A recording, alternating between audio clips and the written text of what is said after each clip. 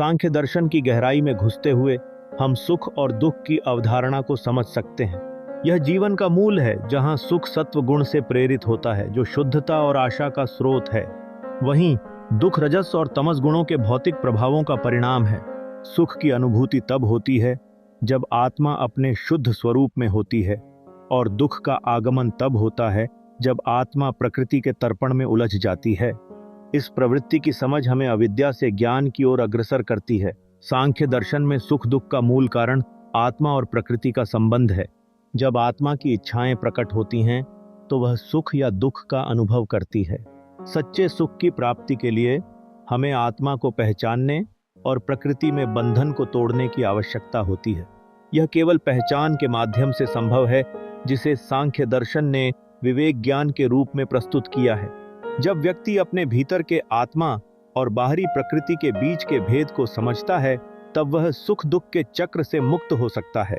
जीवन के 4 पुरुषार्थ धर्म, अर्थ, काम और मोक्ष सांख्य दर्शन का महत्वपूर्ण हिस्सा हैं। ये 4 तत्व जीवन के संतुलन को दर्शाते हैं। धर्म केवल आत्मा को प्रकृति से नहीं, बल्कि सही आचरण और महत्वपूर्ण नैतिकता की ओर मार्गदर्शित करता है। अर्थ का उपयोग मनुष्य के उद्देश्य, उसकी आध्यात्मिक उन्नति के लिए होना चाहिए। काम का सकारात्मक उपयोग तब होता है जब यह धर्म के दायरे में आता है। अंततः मोक्ष का लक्ष्य है आत्मा की पूर्ण स्वतंत्रता, जहां आत्मा अपना वास्तविक स्वरूप पहचान लेती है। प्रकृति और पुरुष का योगदान भी इस दर्शन की रीढ़ है। प्रकृति अपने 3 गुणों सत्व, रजस और तमस से बनाई गई है, और पुरुष आत्मा की शुद्धता का प्रतीक है। जब ये दोनों एक साथ आते हैं, तब दुनिया और उसके अनुभव का निर्माण होता है। सुख और दुख का अनुभव तभी होता है जब पुरुष प्रकृति के सान्निध्य में होता है। लेकिन संतुलित जीवन जीने के लिए हमें सुख दुख के इस अस्थायी स्वरूप को समझना आवश्यक है।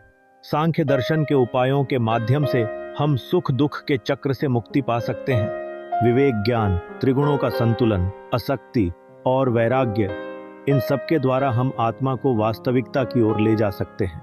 साक्षी भाव में रहते हुए हमें अनुभवों को निष्पक्ष दृष्टि से देखना है। यही वास्तविक मुक्ति की दिशा में एक कदम है, और यही हमारी आध्यात्मिक यात्रा को गहरा बनाता है।